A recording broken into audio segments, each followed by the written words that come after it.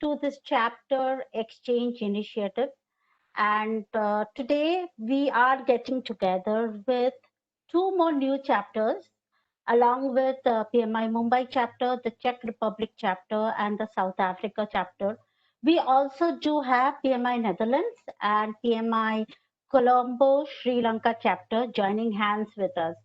So far we have 5 chapters who have been onboarded into this platform, and this is how we are going to join hands and take this forward.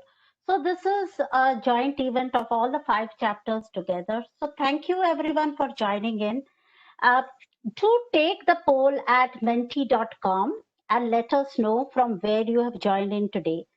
And the code for menti.com is, that is 815941. I think it is an incorrect code. Let me go back and let you know what the menti.com code is. It's 925534.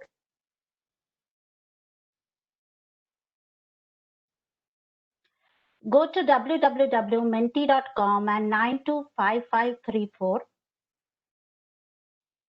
Are you able to access that? 925534. Yes, I included the code and the website also in the chat, so you can always, when you scroll up to the chat, you see it there. Thank you, Anka, for doing that. And let me see. Yeah. All right. So I am seeing a lot of answers coming in now. And I see Netherlands. Let me try to share my menti.com the browser also on the WebEx chat and see that. Are you able to see my browser now? Right. So let me share again.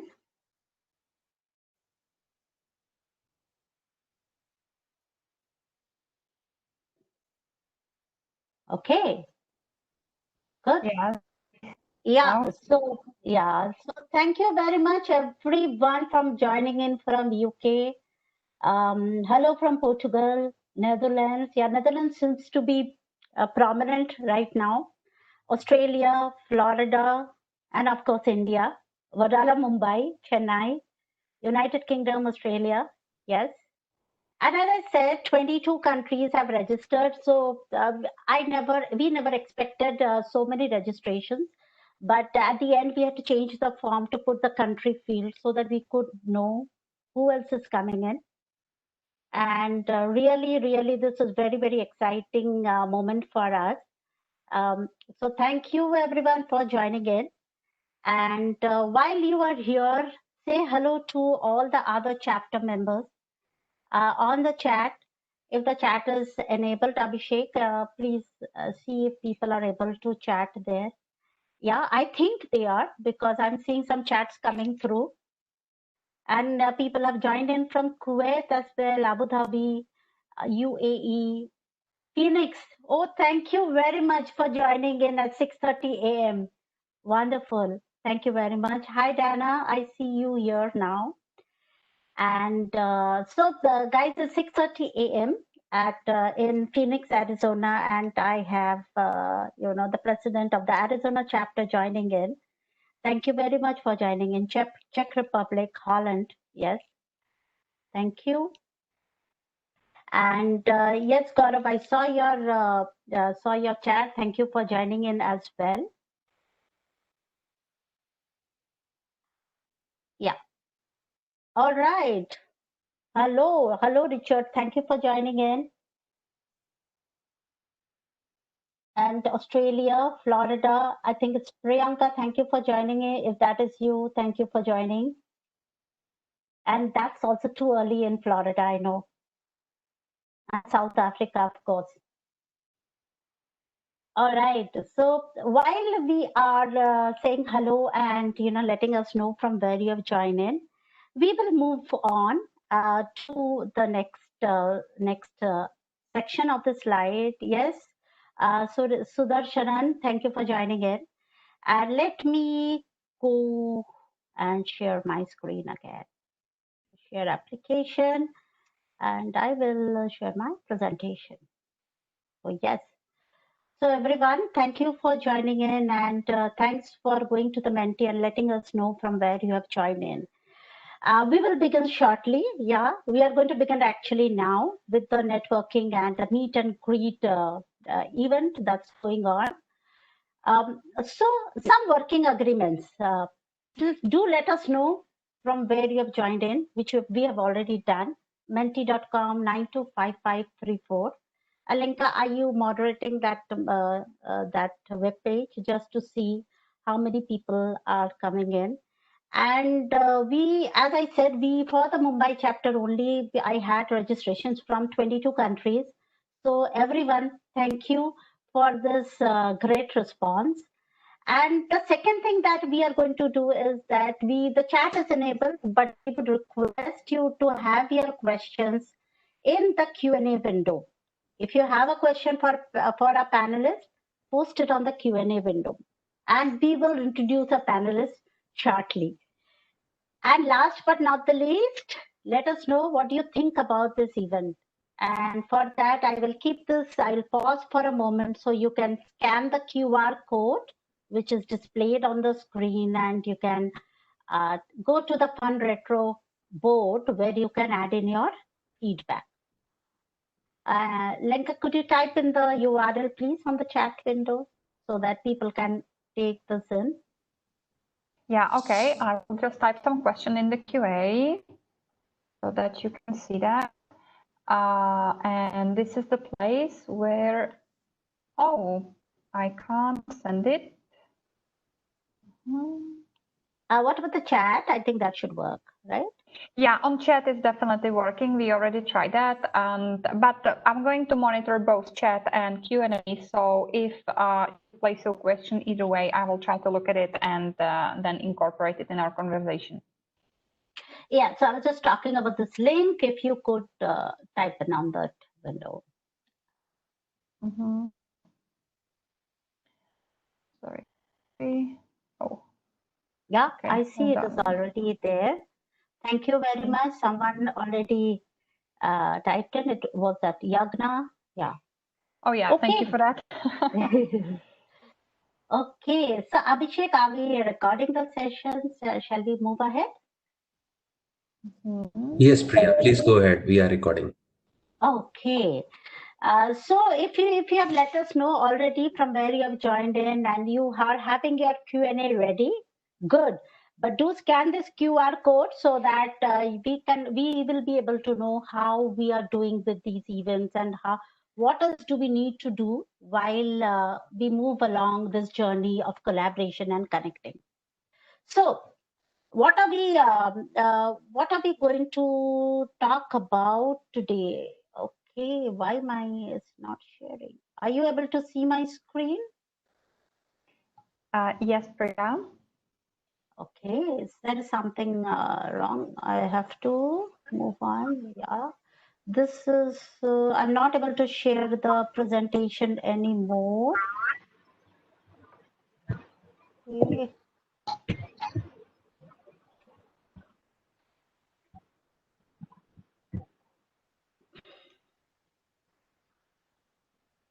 All right, yes, it's here. Okay, so what is the PMI chapter exchange all about? Yeah, it is about collaboration, right? And it is about chapters connecting, collaborating, and co-creating something which is unique. And we all know that we have great chapter leaders, and I have been volunteering with the PMI Global since 2015. And I know so many amazing chapter leaders, and I'm so amazed by the passion, the commitment they bring to the table. So we thought, why not combine all these leaders together? Imagine when all this passion come together, what we can do, right?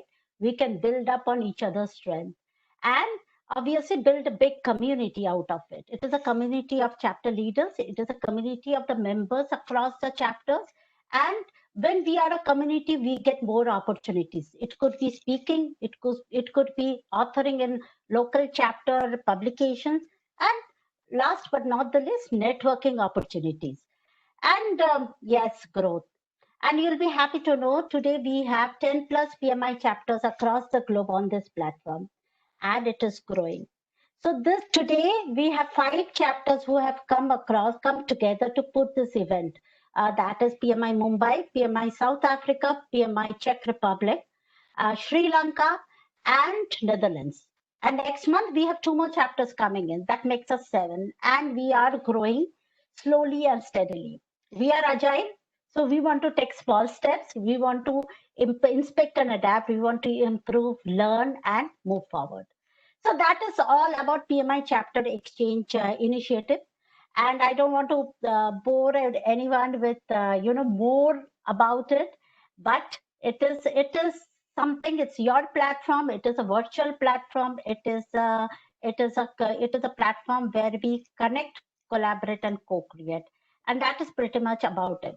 So if Lenka, you want to add something more to the PMI Chapter Exchange program, how we got started, please go ahead. Yeah, so it's actually a very funny story how we got started, because me and Priya, we were elected on PMI boards more or less at the same time, and posted about that on LinkedIn. And one of my objectives was to look at the cross-chapter collaboration, because I wanted to bring a little bit more international element to Czech Republic. And I just said it loud on LinkedIn, and Priya reacted, gave me a call, and we were thinking what we can do. And this is how we came with the idea of cross-chapter collaboration program, because we saw that when we get together, we can create more opportunities for our members, for our speakers, and simply to show a little bit more diversity than in local countries. So this is how it got started. And then there was Lynn, who quickly in, because I'm very happy that she did. She liked the idea, and since that we are trying to run this program. Yeah. So, Dr. Lynn, you want to add something to what me and Lenka added? So, South Africa is also one of the third anchor chapter that we have on this platform today. Yes, Dr. Lynn, I can't see you, but if you could add. Okay, thank you very much, Priya and Lenka. No, Priya actually spoke at one of our South Africa national webinars, and it was after the webinar that Priya asked if we were interested in joining in this collaboration. You know, in the Africa continent, we've done a number of collaborations with all of the chapters, which was quite large, but it was with the Africa region. What we found unique about this collaboration was that it was across all geographies, which really gives a nice mix of cultures, geographic space, ways of thinking that we can all share knowledge and share context. So for that reason, we were very interested in getting involved. So thank you, Dr. Lynn, for joining hands with us. And of course, we were amazed with the experience and the wealth of knowledge that Dr. Lynn brings to the table. And that's how we started with the third anchor. And we have a picture of an anchor where the two sides are South Africa and Czech Republic, and the bottom is PMI Mumbai.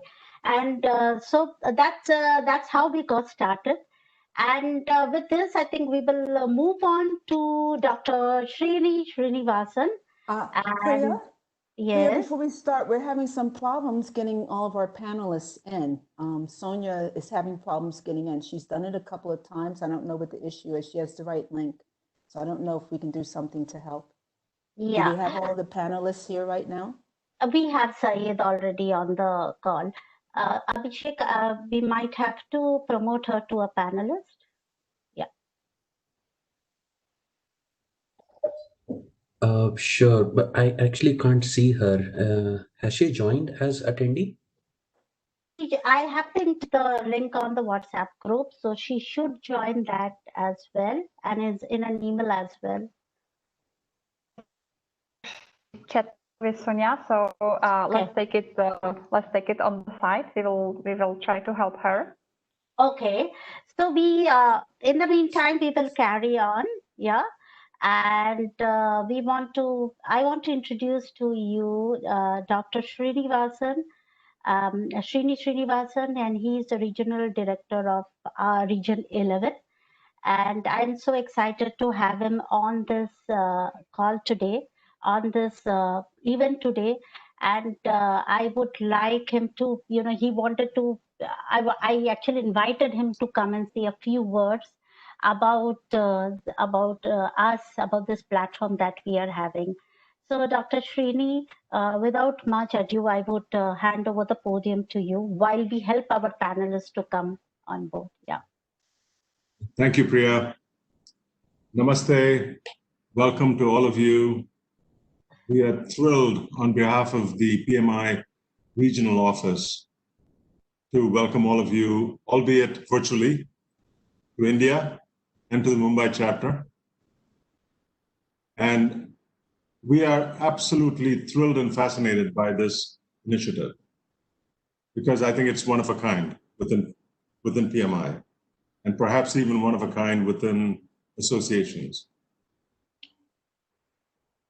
I want to build on a couple of points that Priya, Lenka, and Lynn made earlier in terms of what makes this platform so special and so unique. Priya talked about one of the objectives being co-creation. I cannot stress that enough. Those of you that have seen Sunil Prashara's presentation on PMI 4.0, you will remember that one of the key pillars that we have for PMI going forward is co-creation. How can we create more and better and more innovatively amongst ourselves and with our partners externally? The other aspect which makes this platform very unique and special, in my opinion, is one of the points that Lenka made around diversity. As you know, diversity and inclusion are two very, very hot topics within the business community, within the world. But I am absolutely thrilled that you have an opportunity through this platform to work with an extremely diverse group of people, geographically diverse, culturally diverse, intellectually diverse. And while the rest of us is still talking about diversity, you're doing it. You're actually developing thought leadership, you're developing ideas, you're developing actual practical solutions for project managers that cut across borders, that cut across languages, that cut across ideologies. And that is so special. That is so special. So I would really like you to, amongst other things, focus on the co-creation aspect and the diversity aspect, because I know that what you produce and what you will continue to produce will be all the more special because of it. So thank you so much for the initiative that you've taken. Thank you so much for the platform that you've given, as seen by, I think, Priya, you said 22 countries represented in the audience today. And this is amazing. This is simply amazing. And as the regional office, we are proud to be a hanger-on with you, and we're proud to participate in this. We're proud to help you propagate this. So once again, welcome and very, very best wishes. Namaste. Namaste, Srini sir. Thank you very much for this, this words of wisdom. I am totally excited, and Lenka, I see you nodding your head as well. I'm sure you're excited as well. Dr. Lin, I can't see you anymore, but yes, we are totally excited and we want to take this forward. So we are also looking at how to scale this thing to a global, much bigger level. Right now, we started as a startup, right? And because I'm from the Agile background, I don't want to do elaborate planning. Yes, I will just do enough planning to get an MVP out. And this is an MVP, minimum viable product. I am taking feedback. We are taking feedback from everyone, and we are trying to scale that up. So yes, we will do that. We will definitely focus on the cultural aspect, because as I am getting a lot of experience when I'm talking to different people from different cultures. And thank you so much for emphasizing that. At least now we know that we are on the right direction. Otherwise, we were like, okay, we have to do this. We were doing something. We were inspecting and adapting. But now with the backing that you gave us, the words of wisdom you gave us, I'm sure we are in the right direction. Thank you very much, Dr. Srini, for your voice of wisdom. All the Okay. best. Thank you. Thank you very much. So all that with saying, after seeing the words of wisdom from Dr. Srini, I think we will move on with the discussion of the day. But before we get started, please remember the session is getting recorded, including the chat. So if you do have any objections, you may consider leaving now. If not, we are good to go. And all the SMEs, including Lenka, Dr. Lynn, myself, are speaking on their individual capacity. We do not anywhere represent the views of our organizations. So with this, I will hand over to Lenka to take this, to brief us about the topic, and then to Lynn to introduce our panelist of the day. Hey, thank you, Priya, so much for your words. So I would just repeat once again so that we are really clear on that. This event is recorded. We will make it available later after event on PMI Mumbai YouTube channel, right? By the other chapters will provide a link to download the access to the recording. And then again, all hosts, me, Priya, Lynn, everyone, and all our panelists, they are speaking with their opinions. They do not represent any company or organization that they are coming from. So today's topic, I'm really excited about that because it's a topic that is very close to my heart. And now that reminds me, I should also properly introduce myself. So I am Vice President for Programs at PMI CZ chapter, but I also am very much involved in Agile transformations in banking. I currently work as Agile coach. And this topic is very close to my heart because it's about agility, Agile scaling, Agile framework. So we call it from Agile frameworks to whatever works. Because as you all know, we are from the practical environment, we are looking for what works for us, what helps our teams, how we can benefit from that.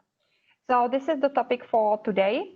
The way how we will take it forward, we brainstorm some questions to start the discussion up front. We will ask our panelists questions, but we really encourage you to put your questions on the chat.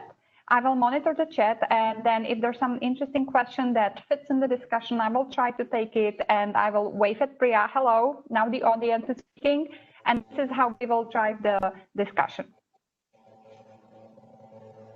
So, Lynn, I'll hand it over to you now if you want to introduce our panelists. Yes, indeed. We're so fortunate today to have 5 very experienced panelists. In total, we have probably about 100 years or more of experience in the various approaches of Agile as well, even in waterfall as well. Very pleased first to introduce Saeed Nazir Razik. He is an engineering leader in the product and platforms and head of the Agile at Altimetric International. He's also an international speaker with 20 years of experience. He powering transformation projects. He recently co-authored with 23 volunteers a book on for the PMI Chennai chapter, the first Tamil book on project management concepts for school students. That's quite an accomplishment and very important. Also like to introduce, also especially from the South Africa chapter, Sonia Vaisler. She has 23 years of experience in software development and is founded on a very solid exposure to project management, business management, solutions architecture, coaching, training, mentoring, business analysis, and various Agile disciplines. She's an Agile coach as well, and she is always looking for gaps that are created by inefficiencies and always comes up with creative ways of closing or bridging those gaps. I also must say, she is with our volunteer management team for the chapter, and she is very involved in a number of professional associations in addition to PMI. Third, I'd like to introduce Shanaka De Silva. who has over 22 years of experience in IT industry with over 14 years in senior management positions with exposure to both managerial and technical spheres. And this is underpinned by more than 8 years of wide-ranging consulting experience with top-tier global organizations. Shanaka is also a visiting lecturer and has been so for more than 16 years at many reputed state and private universities, and has conducted many workshops to large corporates in Sri Lanka and overseas. Fourth, and this is not in the order of any priority, okay, as everyone knows, we have Didier Estibal, who is a solutions delivery specialist at Strategic Project Management International. And he believes whether your goal is to deliver a physical product to an external client by a given deadline using a traditional or waterfall approach, or to complete transformation effort within your organization in an agile manner, he has the experience to make it happen. Okay, he's a strong believer in sharing knowledge for the greater good and regularly delivers training seminars to organizations around the world, either in the traditional format in classroom or virtual, as he is participating today. He also recognizes the importance of looking at new techniques and evolving over time in order to stay on top of your game. And he's doing that in his own professional career. He's involved in various agile methodologies for several years and became PMI ACP, that's Agile Certified Practitioner, in June of 2018, and now recently certified in disciplined Agile, Lean, and Scrum Master.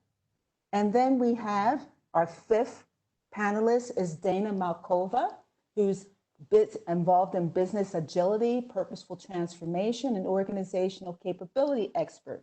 Okay, she has over 15 years of experience helping organizations on 5 continents to transform, improve their organizational excellence and business agility. She currently works for Business Agility Institute, where she leads a research initiative aimed at finding out what works and which approaches did not prove that useful to improve business agility of organizations and teams in relation to their size and resulting complexity. She combines her professional expertise from across business and IT capability development with the latest scientific findings on the human mind, leadership, and communication into her, and I quote, Blue Heart Framework, which prepares leaders of today's organizations for success in the mindset economy. So welcome to our 5 panelists, and maybe everyone can give them a round of applause if you unmute.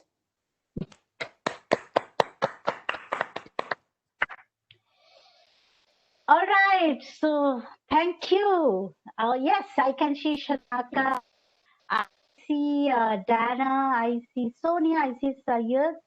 I am not able to see Didier as of now. Okay, but I think we'll get started. We are just about 2 minutes left, and let's talk about Agile. Yes, and we know Agile was born 20 years ago in 2001, and today we know where Agile is today, right? And it is said that it is one of the most popular methods of delivery. So I was going through this 14th State of the Agile report by version 1, and which was released in May 28, 2020. And they say it is based on the experience of 1,100 IT and business professionals across the globe.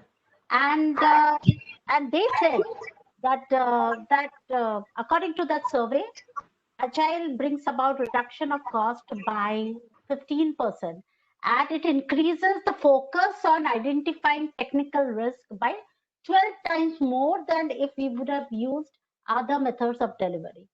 So my question to the panelists that I have here, I cannot stop but asking this question: what is that USP, that unique proposition that makes us adapt Agile? And what do you appreciate more in this Agile methods of delivery? Is it the cost reduction? Is it something else that brings us more closer to Agile, which helps us to ensure that which helps us to make the right decision to take Agile forward? So with this, I will start the discussion with Syed. Yes, Syed, what do you think the USP of Agile is? Yeah.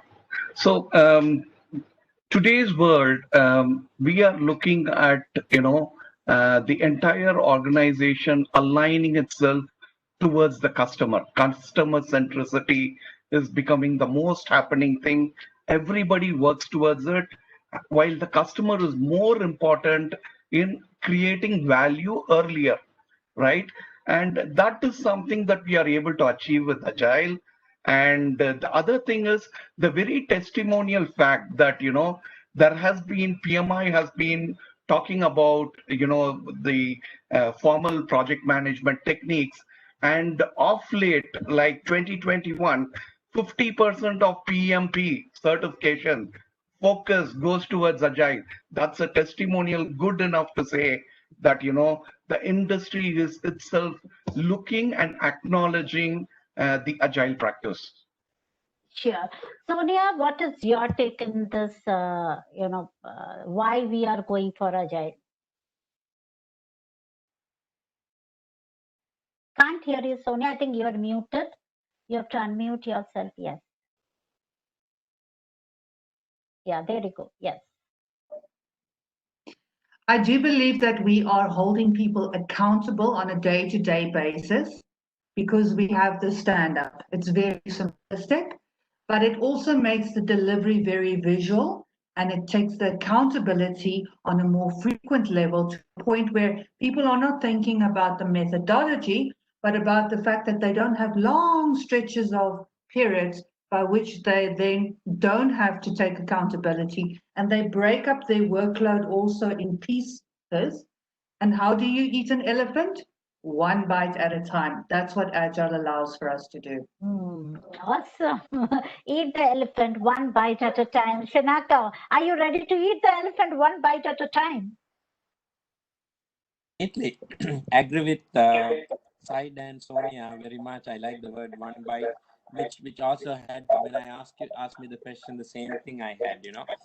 Yeah. One of the most preferred things, if you ask me, is fail fast and fail small is something that I really value, and also I have seen most of the customers also value this particular concept in a quite disruptive world today, where we try out so many new things. And one thing is we can't wait till 5 months to see a failure. We want to say fail in 1 week or maximum in 1 month at an extremely smaller cost with an extremely low risk. And Agile is something very much usable for this fail fast and fail small concept. Yeah. So we are looking at failing fast, learning fast, and moving ahead with those learnings, That's right? Exactly. Okay. That's the whole idea. All right. So Dana, of course, off to you now. What is your take on this? What is the USP of Agile? Everything what everybody else already said, plus for me, it's really about us living in time when we don't know what's coming. We learned this with COVID. I think this was an amazing testimonial to agility and the Agile approach, because nothing else worked once COVID hit for many industries, many leaders. And the focus on customer. So every company, every organization, every product needs to stay in touch with customer and their ever-changing, always unfolding needs. There is a quote, somebody said, there is just one boss who can fire us all, and that's the customer. And staying in touch with the customer constantly using the Agile approach, I think that's the key, together with everything what was already said. Right. So what is coming out prominent, I would think, is the customer centricity, failing fast, right?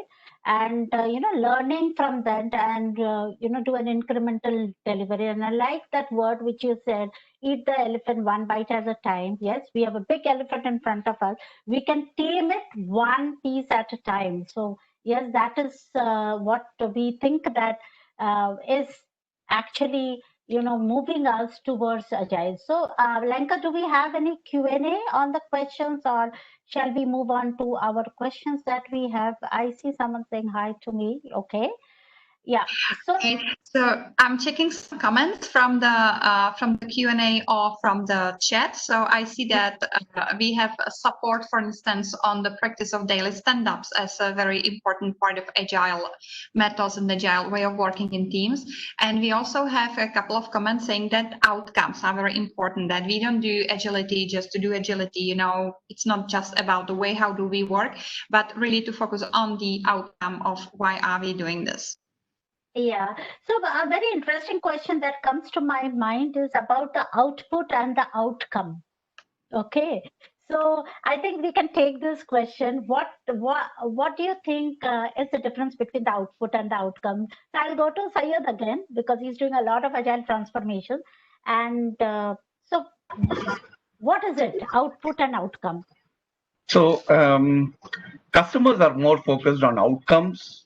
And of late, earlier, all IT related development engagements used to be time and material. Okay.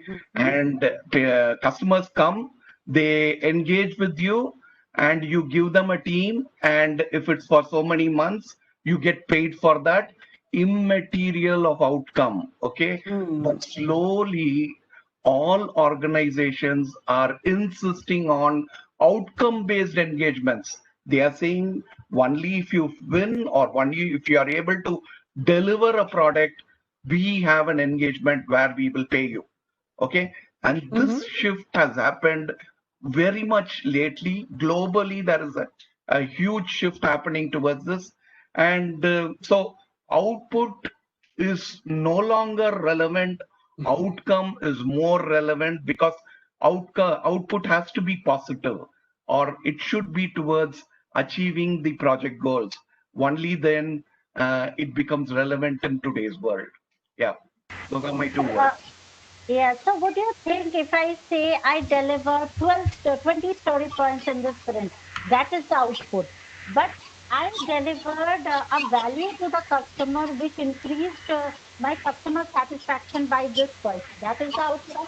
Is that the right way to put it? Yes.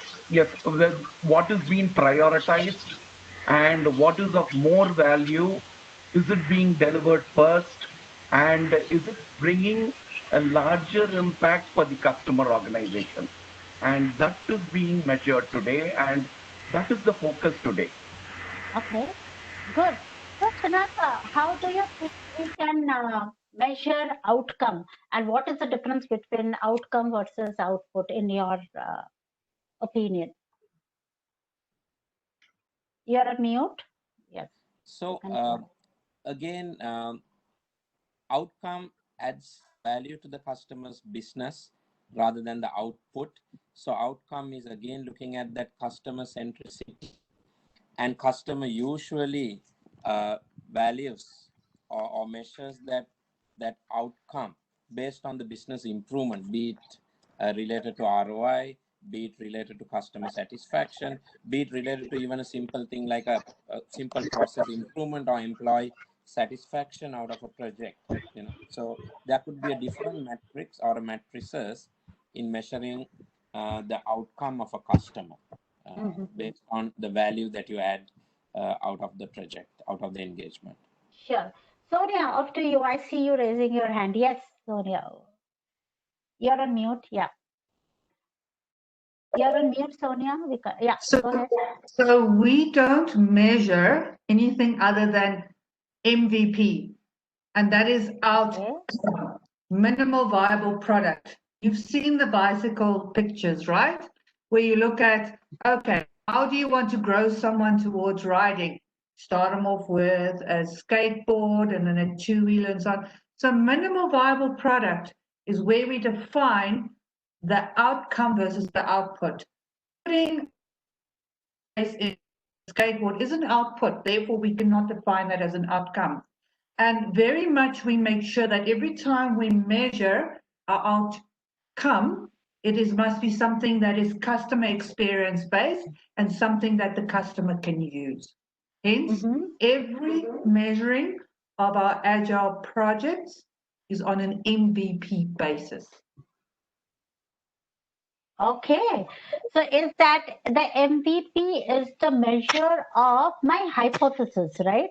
So are you trying to tell me that, tell us that we are going to measure our outcome by, delivering the MVP and validating our hypothesis? That's a way to deliver outcome. Is that something that I got it right, or you want to add more to it? It's also a scalability. So what you need to know is that as part of the hypothesis or design that takes place, it must be useful to the customer to a certain extent. Then you add on capabilities that scale the usability of the outcome to the customer again.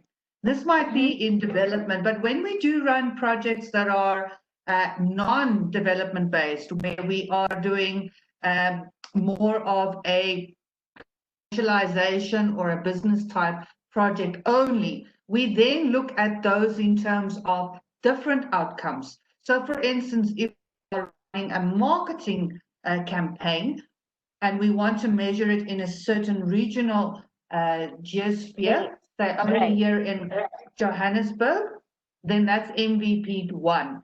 So you have to customize what your MVP from the type of project that you are going to be delivering, or even program that you will be doing an epic across. Right. All right. So I think I will move on to Dana now. So Dana, what is your take on output versus outcome, and how do we measure it? So there was already a lot of information again shared. What I would like to add is, the need for constant prioritization of the bits of value, basically the features that we are creating, because that's also when you first asked about, what is it about Agile that makes it really useful, especially in these days, that's this constant daily, at least, prioritization of the backlog, where you are always creating the most value adding thing that you can, based on current situation. Of course, you can't predict the future, but what is already happening. And then this will be changing, and you are aware, and your team is trained to be aware that everything will be changing under their hands. But you have to make decisions constantly, and these decisions on the backlog level needs to be always prioritized, and of course together with the customer, as everybody pointed out. If it's not relevant to the customer, it doesn't matter what we think about it. The customer decides. And the product owner has a very important role here to facilitate this process. Yeah, so we also have Didier who has joined in now. So Abhishek, if you can unmute him, he had some trouble joining in. Didier, are you there? Yes, I'm there. Can you hear me? Yes, we can hear you, Didier. Thanks for joining in. Sorry, you had. So we just discussing about output versus outcome, and at the right time to join, I guess, Didier. So what's your take on that? Well, first of all, sorry for not being able to display the video. I don't know why I've been trying, but it doesn't work. So, output versus outcome. I come from a classical project management background. So to me, a project will produce an output, whether it's a product or a service. If the output is relevant to the organization, then the use of the output should produce an outcome. Okay. It is not for the project manager to decide whether the output of the project is the right one or not. It's for the project sponsor. In Agile, it would be for the product owner to make sure that the output of each iteration is identified properly, so the outcome, the expected outcome from the organization point of view, is achieved. Okay, outcomes are not directly, in my opinion, within the reach of projects and project managers. Projects produce outputs. Whether it's the right output, it will produce the right outcome. If it's a wrong output, it may produce the wrong outcome. Mm-hmm. That's my view on that. Okay. So that is cool. So you're saying the output at every iteration has to be validated to ensure that we provide the right outcome to our customers. And that reminds me of a discussion that I started on projectmanagement.com. And the question that I asked, when is the project closed? When we are out of budget or we have delivered as per as the scope and time and, scope time within the budget. It's that when we say that the project is closed, well, I got lots of answers, right? And for example, people gave me example of the Sydney Opera, and that was, it seems, was not in budget and not on time. But yet today it is one of the successful projects people talk about because of the outcome that it has delivered, because of the business value that it has delivered to the entire country, right? So I think we are right on track. Lenka, do we have any more questions on the Q&A? Or we will move ahead with what we have talked about. Yeah, we have some very interesting questions from Q&A, which are corresponding with the discussion, and I will pick up two questions and merge them together. One question related to your discussion is that if we talk about delivering in iteration, it means that also customer has to accept that he doesn't see the full product or the full outcome, whatever is that, but that he sees the partial delivery, the increments. So how to deal with this? What's your experience talking with customer?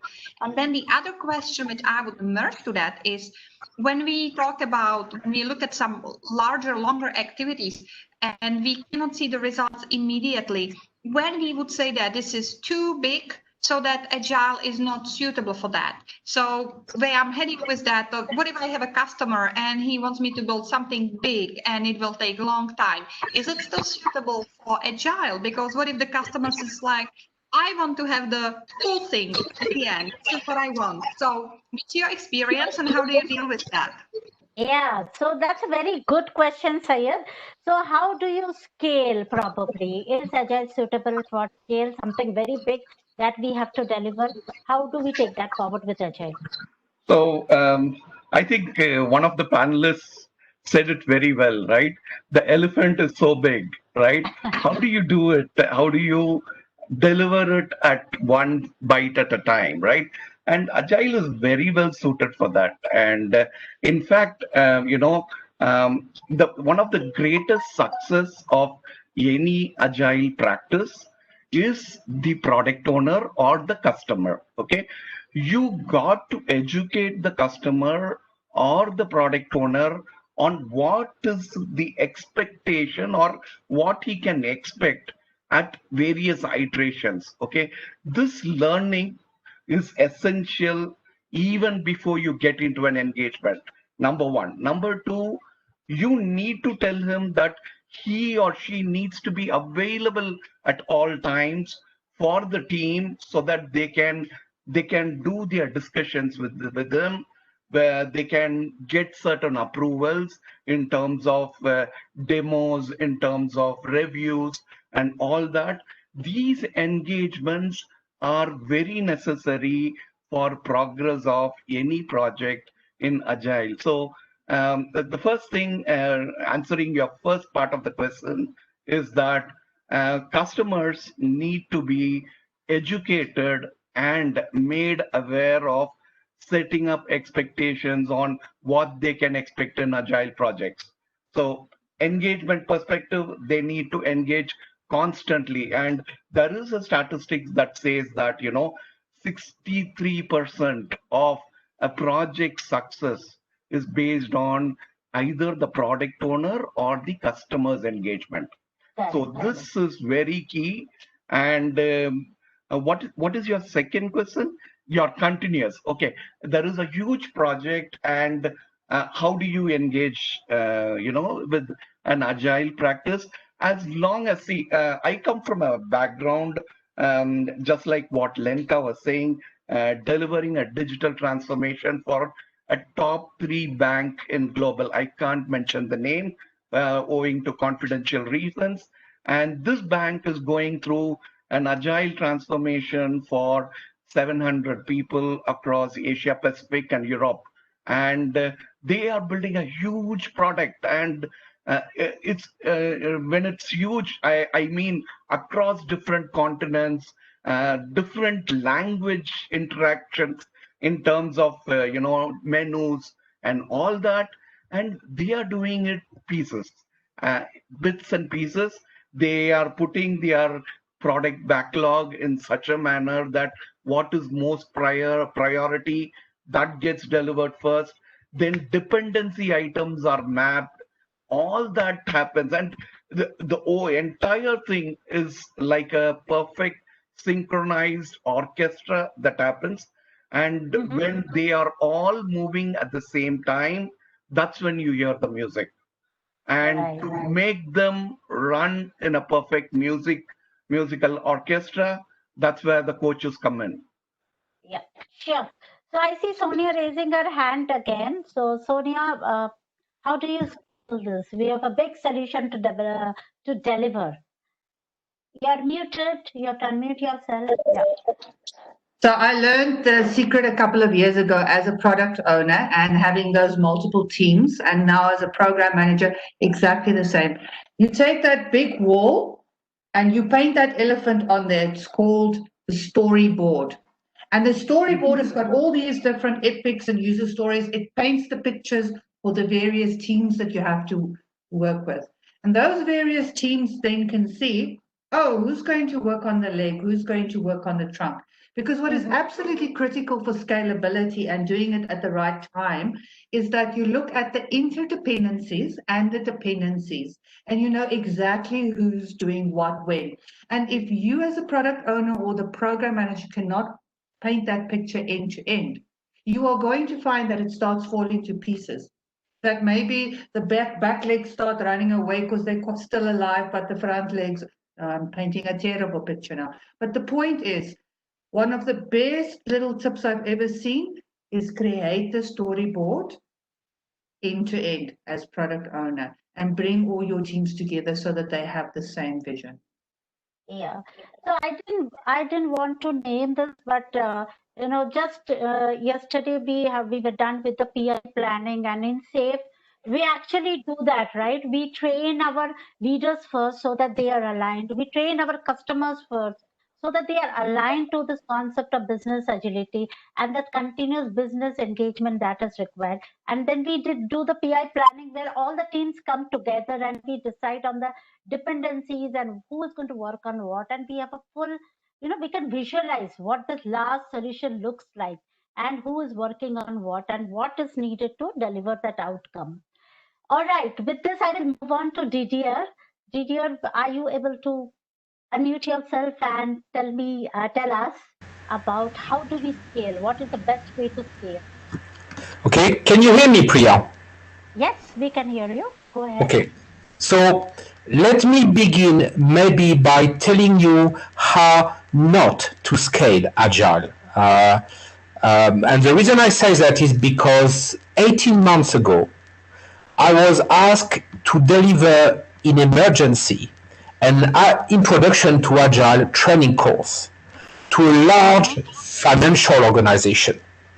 I cannot name it, but this financial organization is basically a cooperative of 11,000 banks worldwide.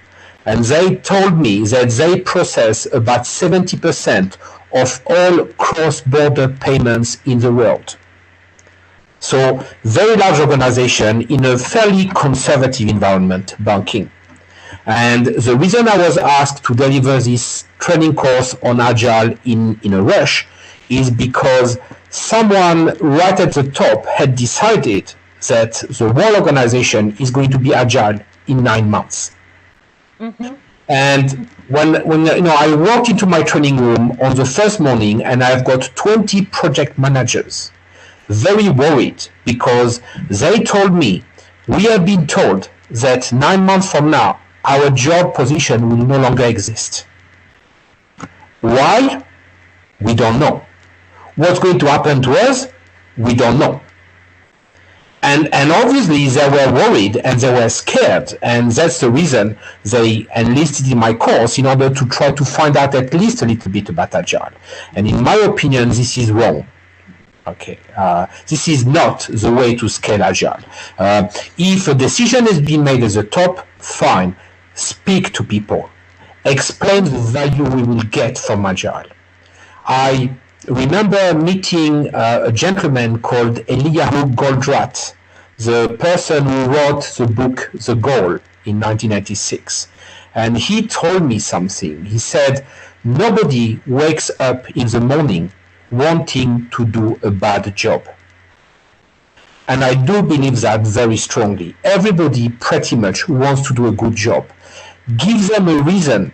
Explain to them, and they will be way ahead of you. You want to scale Agile, explain to people why.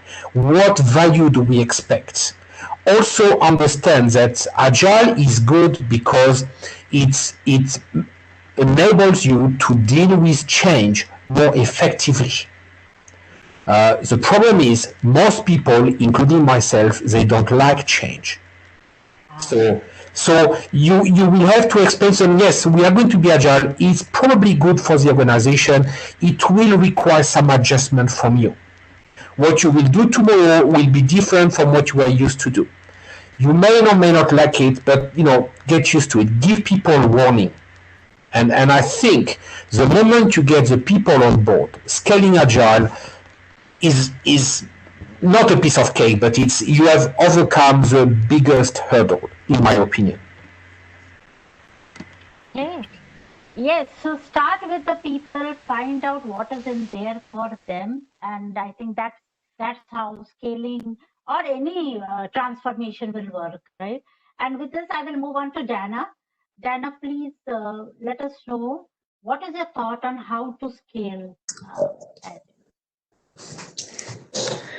I really liked the last aspect that Didier mentioned about, change and fear. And I think Agile and agility, the topic of agility, and it being, let's say, trendy at the moment, right? Because there is always something cool, some topic that gets people's attention.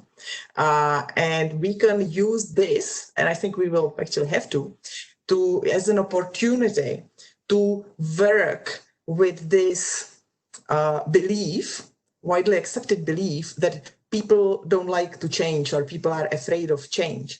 And instead of accepting it as a fact, we can actually use it as an opportunity and work with it, because there are ways to work with people's mindsets and first of all, role model, and secondly, create opportunities and provide them with trainings and, what is really important, experiences when they master change and have the experience that shifts their belief about, what does things changing actually mean for me?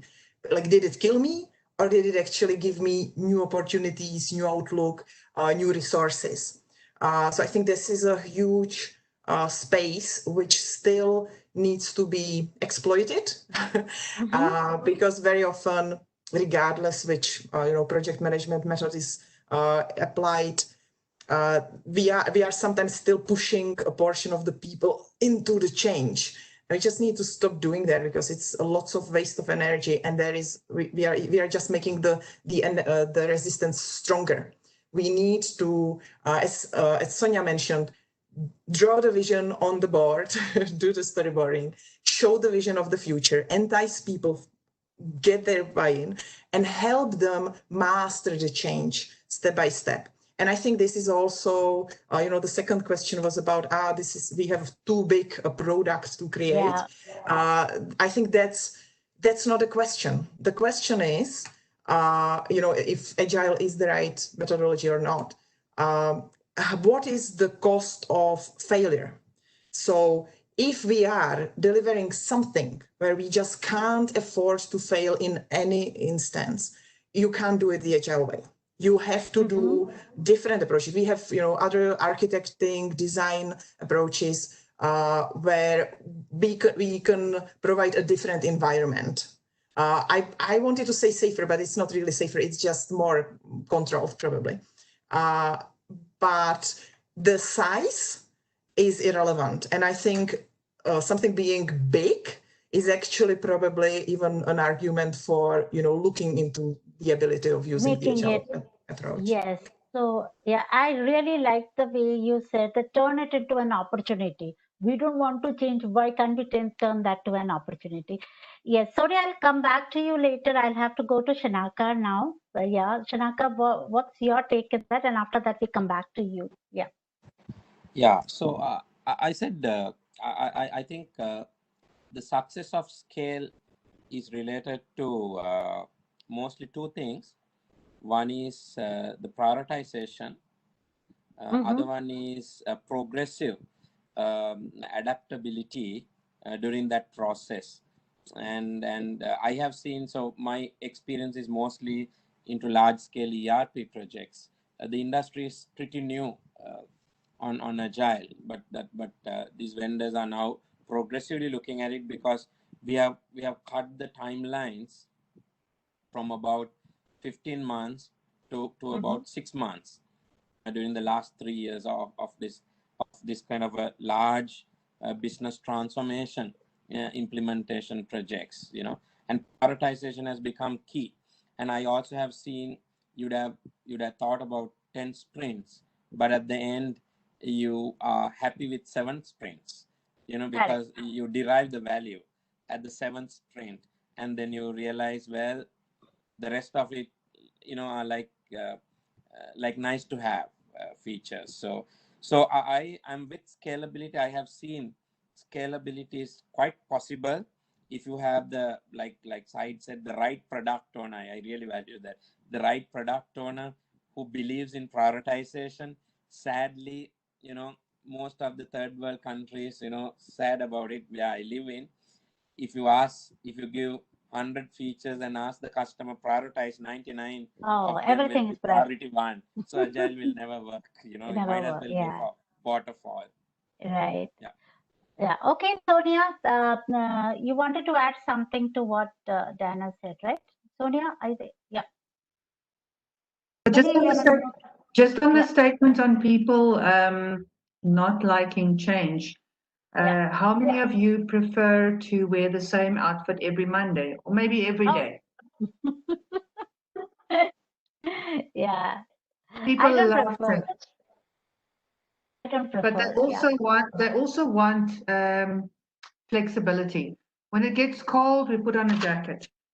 We take Agile and it's customizable. And that's what I liked about what Dana said. We need to mix and match our outfits based on what is our need. We actually have programs in which we have pieces of Scrum happening, in which we cannot run the program in any other way but a waterfall methodology, unfortunately. Right. So it's not a one size fits all. It is exactly like we do with our clothing. We have to layer it based on our environment and on what we need to do for the day. Yeah. So that brings me to a very important question, and I keep hearing this all the time. Which framework to use, right? And which certification to take. And even yesterday I got a call from someone saying that, which framework should I use in my project? So yeah, Lenka, you wanted to add something here? Yeah, this is really great timing. That's why I waved the hand, because I'm checking the Q&A section, and just again to reflect on what our audience is asking, and just to plug it in the discussion. Exactly, these scalable frameworks, because we are having questions. For instance, is Agile suitable for all the industries? Because they are different. There is an example of construction industry where exactly, we are building a big building, so we probably don't give people just one floor, I guess. There's also a question Then, so if I want to move from traditional project management, how do I do that? So I would like to connect this question to the topic of Agile large-scale framework. So what is your experience with that? Did you work in any environment that use one of these names like SAFe, Discipline, Agile, less, whatever? What is your experience? Do you think that it's dependent on industry, that the one that you choose, size of the company? How would you select the one that works for you? Yeah, Sayed, you are the disciplined Agile instructor here, so you can brief us on that. Yeah, so I would not go into discipline first, but let me give a fair idea. Large companies, they would like to look at a very prescriptive practice rather than saying, hey, we will do Agile, we will put small scrum teams. They don't want to do that because they are doing large programs, and a single program might have multiple requirements. And if you are going to put it into a 5-member team or a 7-member team, that's going to go for decades. Okay, so that is not possible.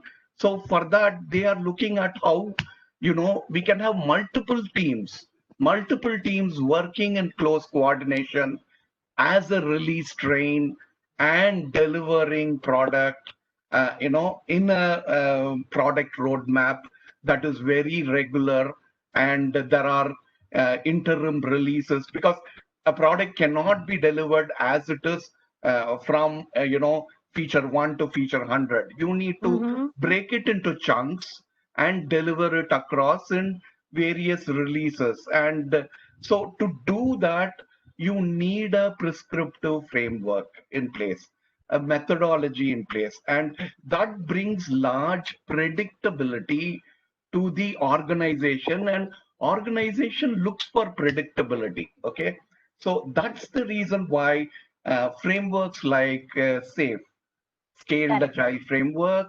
LESS, and Spotify is a very interesting model, and these models are adopted by large organizations when it comes to adopting Agile. But of late, there is a trend which PMI has brought in with disciplined Agile, where they say there are certain limitations when you come to a large framework, okay, a scalable framework. And that is what we beat with disciplined Agile. What we are doing is, here is a toolkit, rather than saying that, there is a framework, you need to absolutely use the framework. Yeah, and the framework is also rigid, that it doesn't allow for anything else to come in. Rather than doing that, here is a toolkit, and whatever you want from the toolkit, pick it up, run it, and that would make, contextually, it will make more relevance for organization. It might work one way for an organization. Another organization might pick a totally different set of tools, and they might find that working for them. And that's a great model that is there. And I'm sure with the support of PMI, the disciplined Agile model is going to be, well received by the market as such. Yeah. Yeah. So it reminds me of one of the principles of SAFe, develop on cadence and release on demand. Because I am not a disciplined Agile expert, but I am an SPC, so I can relate with the Scaled Agile framework. And as you rightly said, that it is just a roadmap that is provided. It's just a guardrail and a guideline. Not that you have to leverage everything out of it. Just tailor it as it is required for your project. Use whatever works. Maybe that's the message from it. Yeah, JDR, I can't see you, but even you are a disciplined Agile instructor, so I would like to know your thoughts also on this. Okay, thank you, Priya. Well, I'm not a Discipline Agile instructor yet. I am a Discipline Agile Lean and Scrum Master, which is the level before. I'm hoping to become one, but PMI is not clear at the moment on what they want to do with instructors. Nonetheless, my first question, if someone said to me, I want to become agile, which framework should I use? My first question would be, why? What is your goal? Do you want to become agile? Do you want to turn your organization into an agile organization in order what? To tick a box? In order to be able to say to your competitor, hey, I am more agile than you? What is your goal? In my opinion, you don't want to get agile for the sake of getting agile. It's not an end. It's just a mean to a further goal. So do you want to be agile because your market is changing very rapidly and you need to be more flexible? Do you want to be agile because your teams are not sufficiently multi-skilled? I don't know, but that would be and that in turn may help me to decide which agile path I want to take. If you ask me, which framework is best, it's really a matter of which football team is best. Is it, Chelsea or Manchester United? Or which Formula One team is best? Is it Mercedes or Ferrari? It depends. It really depends. I don't think there is the right solution. There is the right solution for everybody. So figure out what it is you really want to achieve in terms of business terms. And then, okay, less, safe, DA, whatever. I'm not sure that one is significantly different from the other. They all help you to achieve the same goal. And I had great expectations when PMI announced that they bought Discipline Agile. To be perfectly honest with you, I am a little bit disappointed because it has been a year and nothing has been happening. Wait and see. I'm waiting for September to see, but certainly Discipline Agile is a possibility. There are others. The real question is, what do you expect from becoming more agile, in my opinion? Right. Sure. I don't see Sonia. Sonia, are you still there? Yes, I am. Okay.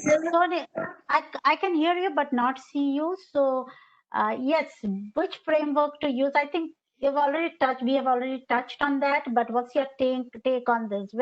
What do we tell to people? Which framework to use? Are you there, Sonia? Can't see you, can't hear you. Okay. So I think while Sonia comes back, we'll move on to Dana then. Dana, you are with the Business Agility Institute, and I'm sure that you're doing a lot of research on this aspect as well, because this is such a burning trend that, so many frameworks, so many certifications. So which one should we use? So yes, you are right. We are doing research into which methods are helping companies to become to reach the business agility, which would be more the outcome rather than the approach. And of course, agile and different agile approaches, including different frameworks, are some of the means to get there. We are in the middle of our research, the research initiative I am involved with.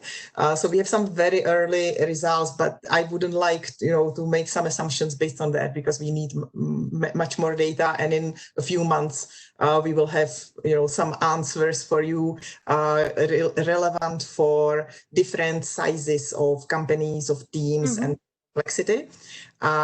What I wanted to say without having this data yet was what I experienced in person in some of the projects I was involved with was I liked that I think Shanaka or Syed said, take it as a toolkit. Definitely, it's a toolkit. And I would also think beyond the project management toolkit along the lines of what's your business architecture toolkit, business analysis toolkit, what's your budgeting and expense planning procedures, what are the risk risk management methods your company, your organization needs to be compliant with, like all more, let's say, business and operational disciplines, which sometimes or very often are actually left out from this decision. So I think which specific method or which specific technique from the Agile toolset and the different toolsets we have available within Agile to use is very much depending on the specific situation of that organization, their market, their industry, and the nature of that, and also the available resources. So to give you a specific example, I'll give you two very, very briefly. One was I worked for a very large scale project where something inspired by SAFe was implemented very well as an implementation of a SAFe framework. That was brilliant. But what we suffered from in that, it was actually a program of work, was that Agile was at the beginning of its implementation understood as the holy grail that will solve many things that it is capable of solving. And as part of this, the business architecture capabilities were cut. The change managers weren't present anymore. And the knowledge of the discipline wasn't there. And we were building all this again from scratch when we wouldn't have had to if the approach was different. So I think if you are a legacy organization which is not starting as an Agile organization, think beyond Agile before implementing it and make sure you bridge those gaps to keep your organization running efficiently and not to cut the branches you are sitting on. And then the second example, very, very, very simple one actually. So the research team I'm leading for Business Agility Institute is a distributed global team. We want to work in Agile way, and we are using some of the techniques. But one technique we afford to use is daily stand-ups, which is like at the core of Agile. Like how can you even operate without it and say you are trying to aiming for agility? We can't, because our members are everywhere from Sydney all across the globe, all the way to Houston. Even getting in one call when they are all awake is a challenge. So there is no way we can have daily calls. It would disrupt everybody's lives and careers. So we have to stick with weekly, fortnightly schedule. So you always have to take into account your specific situation and make sure you are also still being human and serve your customers and not only aim for being Agile. Thank you for listening to the long answer. Thank you, Dana. Not a problem. Yes. So with this, I think I will move on to Shanaka. I don't see Sonia yet. Yes, Shanaka. Yes. What's your take on this? Can't hear you. So So I would put it simple, since a lot of people spoke about this. But for me, Agile is a mindset change. Of course, you need to know. You need to study some framework, one or two maybe, for you to learn, or particularly. So if you look at my background, I come from a traditional background. So I did a lot of unlearning, everything what my degree program said when I was studying in the universities was wrong, proven wrong. So I have to unlearn 30 years of software development knowledge that was gained by the world. And it's totally a mindset change for me. Of course, I followed Scrum to Kanban to Lean to whatnot during the old days. But the main success is thinking differently, unlearning your bad practices and embracing the new agility or the principles, the concepts of Agile mechanism, and maybe fine-tuning, like Dana said. Classic example is the same stand-up meetings that they said, most of the frameworks restricted to 15 minutes. I haven't done it in my kind of project. There's no stand-up meeting ever finished Doesn't in work. 15 minutes, Okay. sadly. You know, so I mean, you have to have some flexibility there. So if Yeah. if you can unlearn, and if you can embrace and then adapt to Agile, I think you'll be successful. Yeah. So frameworks don't matter. Just adapt the principles, probably. Yes, Sonia, we lost you for a moment. Now that you're back, please let us know what to do with these frameworks. Do we adapt? Do we go on for certifications? What do we do? You're still muted. There we go.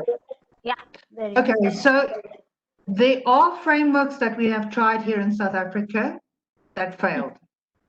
And in other countries where I've worked in Africa, they succeeded. It's kind of like M-Pesa. It worked in Kenya, but in South Africa, it didn't quite take. So pilot. You might be able to take a certain framework that works in a certain company very, very well, but it is dependent on the needs. So first, have a needs analysis performed as to what will work best. I like the experience from earlier on before our connectivity and power went down. The generator's up and running now. But I like that example that was used in which he said the guys came into the classroom and they didn't know why they were doing this. So start with, like Simon Sinek says, what is the why? Why are you trying to do something? Then you change it. Then you choose the framework that best suits your why. I hope that makes sense. Yes, it makes sense. And it will start with the why, what matters to you, what your project needs, and the frameworks don't matter. Follow the principles. This is what I gathered from all that, what I've heard from you today. Yes, so I think, Lenka, do we have any more questions? We have time for one more question before, yeah. Yes, one question. This question was actually asked at the very beginning of the discussion from Gaurav, but I was waiting for till the end. And the question is, I guess, something that we all have in mind, and that is the culture, the company culture. So how to deal with this? Because what I hear is a lot of learning, piloting, trying, educating our customers, new way of working, mindset change. So how do we deal with company culture? How does it fit to Agile? Or if we want to change it, what do we do with that? Yeah, so we'll start with Sonia. What do we do with the culture? How do you change that and bring that mindset change? Are you there? I think that a culture is, again, like I said earlier on, changeable. People want to work on something that they know has been customized to fit them. So it is, again, like clothing. You customize. We play around a lot. We pilot a lot. We proof of concept a lot. So you take a small environment. What we did in the organization I'm in now, that worked better than the bank that we implemented SAFE as an example with before. So SAFE was implemented large scale across two big banks, funny enough, that I worked in previously, and it failed. The adoption was you must. Don't tell people you must. What has worked very, very well is we started in a small little environment, our digital transformation, and we then started scaling the use of different types of Agile frameworks in the different areas. So we used, for instance, only Kanban within our commercial space. We used Scrum more effectively within our operational training change environment. And we customized methodologies a little bit, but we have one overarching EPMO methodology that works, that holds us accountable, that no matter what in the smallest spaces you choose as an Agile type framework or waterfall, it still fits within the overall governance framework that we have all agreed on end to end. So if you have the end-to-end picture of what needs to be done, and you have a very strong governance framework, because Agile doesn't, no offense, agility people, but Agile doesn't always give you strict governance. That's where it doesn't always apply strong legislation. in what needs to be built and done. And that is where other frameworks partnered or coupled with Agile, including waterfall many times, is very important. Okay, and with this, Shanaka, I will move on to you. How culture affects our agile transformation, or is it the vice versa? Can, you know, if you educate people on agile, does organization culture change? Most of my projects, this was a kind of a challenge that I faced, changing the culture or the mindset to be more on agility and to use agile practices. But I have seen how usually what I believed and what I did was basically the collaboration piece, where you collaborated so much, so well in the heart of the customer and showed the value delivery of agile in order to influence that cultural change. So it's more, or if I put it in simple way, it's a kind of buy-in from your stakeholders when you have a different culture or a traditional waterfall-based culture. I thought only way to change is by getting that buy-in and showing them that value and the success of the agile delivery iterations. Yeah. So it's more about providing that incremental value and the outcome so that they get confidence in this. Yeah. So with this, I will move and the on transparency also in the process, yeah, the of transparency course. in the process. So that they know where we are, right? Yes. Yeah. So I think with this, I will, you know, ask Dana to take a stab on this. You know, how about the culture? I'm sure you're doing a lot of research on this as well, right? Definitely. So we actually, as you can see on LinkedIn, I will share it after the event. So one of the co-founders of Business Agility Institute, Evan Labern, I think it was yesterday or the day before, shared on LinkedIn a post, and it was a paper that some researchers created in collaboration with Business Agility Institute, and it's not specifically, you know, called something culture, but I think it really hits the nail on the head. Also in this regarding this topic, because what it deals with is the necessity of dynamic structures, yet still having the structures. And what I was thinking when you first asked this question to the panel, you know, somebody said culture follows structure, and structure creates culture. So there are structures within our companies, and some are visible, some are visualized, and some exist, and we don't know about them, or we are not managing them very skillfully. And there are many. So there are the structure of the financial flows that doesn't necessarily copy the value streams. If it does, then that's of course lucky, and hopefully it's by design.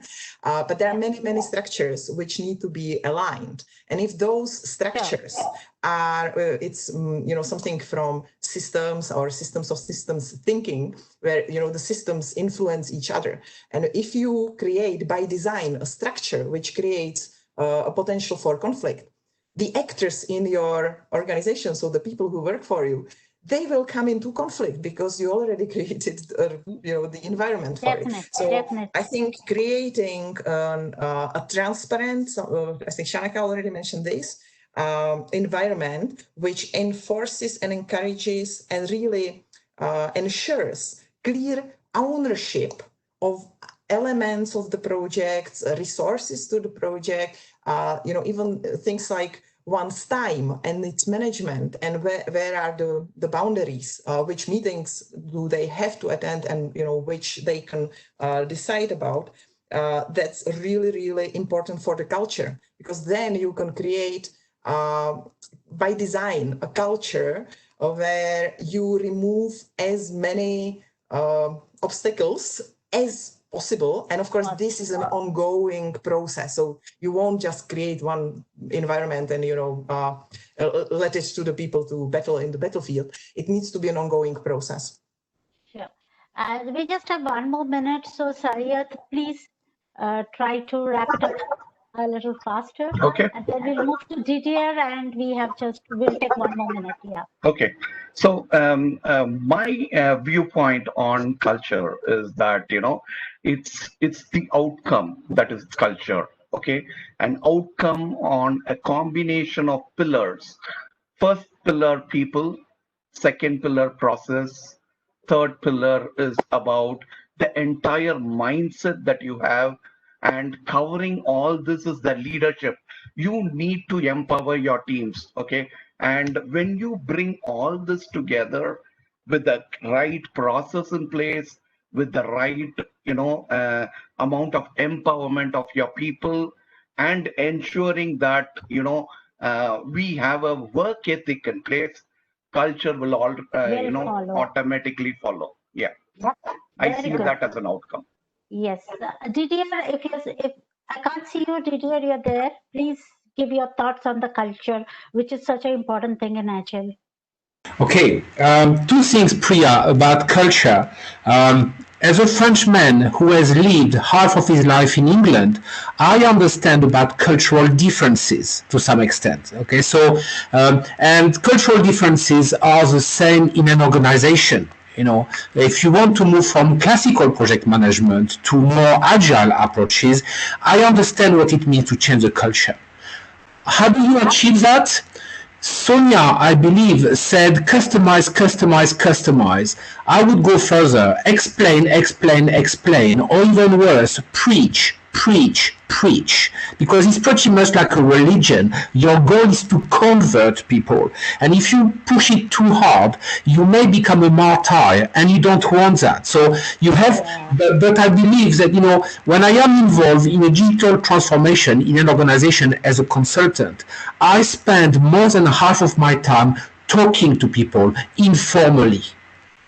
Because explain to them, be open-minded, be tolerant. They will not always agree with you, and if it's a slow process. I don't believe you can rush it, but if you do it well, it will be 1 step forward and no step backward. Because once people have bought it, they will not come back.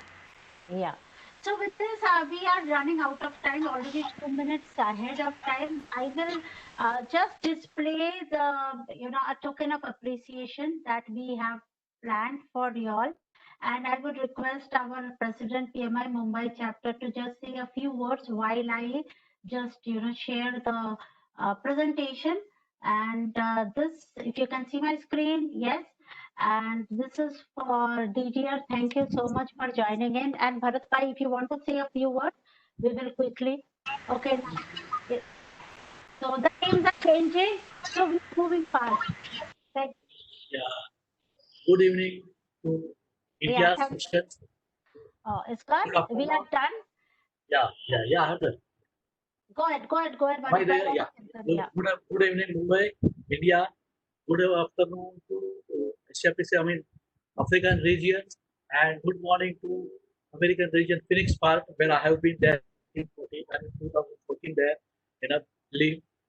Let me tell you, this is a very proud moment for everybody of us, having consecutively all these 5 chapters coming together and discussing that agile method, and we are feeling that we are on a common platform and we are learning a lot of things, and our doubts, our questions, our practices are coming forwards very clearly, and we understand very clearly, rather than just once seminar or one webinar by one speaker.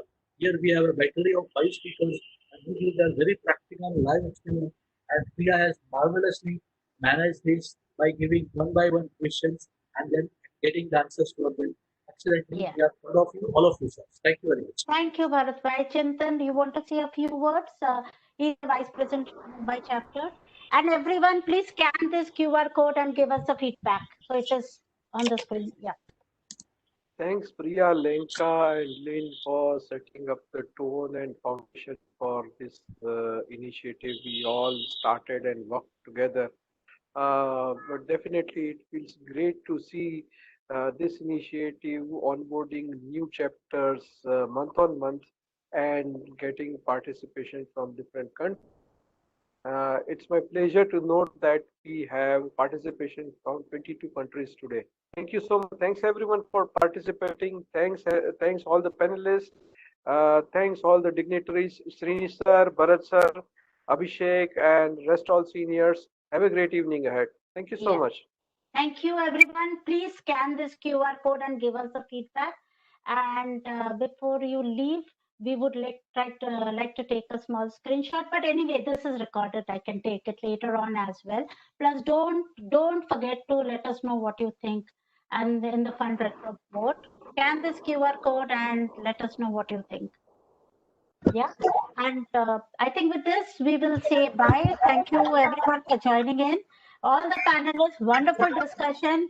So much wealth of wisdom that I've got today on agile frameworks. And I know that, we have to focus on values and principles, and not the frameworks at all.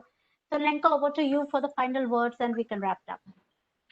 Yeah, I was during the discussion, and I would like to thank not only to all the panelists, technical support, but also to all the people on the chat. And we will see, maybe there are still some very interesting questions that we will include in LinkedIn discussion, and our panelists can still take it forward because some of the questions we didn't have a chance to look at. But what is my main takeaway from this, that when it comes to agile, when it comes to building agile teams, etc., it's a long learning journey. It's not only for the teams who need to learn to work in different way, but I really like the points from Sonia, from Didier, from Dana. It's about, and Chanaka, it's about we are learning. We need to learn ourselves too. We are trying, we piloting, we adjusting. When we think about this, how we say there is nothing that would fit to all. Yes, but what does it mean? And that essentially means that we need to learn and we need to work on our mindset all the time. And as we're doing this, this is what we communicate and explain and talk with the customers and the product owners and all the teams. So this is my biggest takeaway: learning, adjust, and be ready to pick up whatever works for your team and for your company. Yeah. Thank you very much for joining in. Yes. Last word, Priya. You started with a working agreement. Let me close with the retrospective. And what went well is the great moderation both of you did, Lenka and Priya, in terms of the questions. I thought, we will end up with a stock of questions that we prepared. None of those questions were asked. And that was amazing. Like, the crowd was amazing, and the way in which you guys took the questions on the fly and put it across to the panelists, great work. I'm sure this will reach a larger audience soon. Thank you. Let us clap for ourselves, whoever is there on video. And Lenka, you have to take this. Abhishek, please, video. Hold on a second. I'm working on it. She doesn't know how to take screenshots. Oh, Priya, I did so many of them. You will be so proud of me. I have like 10, maybe even 15 pictures of that event. Thank you very much. And everyone, thank you for joining in. And we will again catch up next month, August 25th, last Friday of the month. Yeah. And with this, goodbye. We ran a little out of time, but yeah. Bye-bye. Bye. Bye. Thank you, guys. Bye-bye. Bye. Bye. Bye. Thank you.